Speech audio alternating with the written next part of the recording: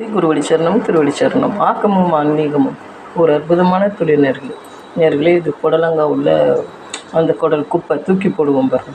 இது பரங்கிக்காய் உள்ளது குடல் தூக்கி போடுவோம் பாருங்க. அந்த குப்பை தான்.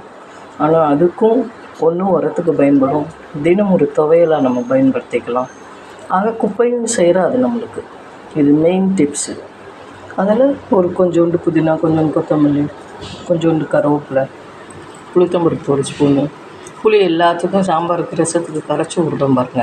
அந்த சக்கரை இருக்குது பாருங்கள், அது ஒரு 3 மிளகா வத்தல், உப்பு, பெருங்காயம் தேவைக்கேற்ப போட்டு இதெல்லாம்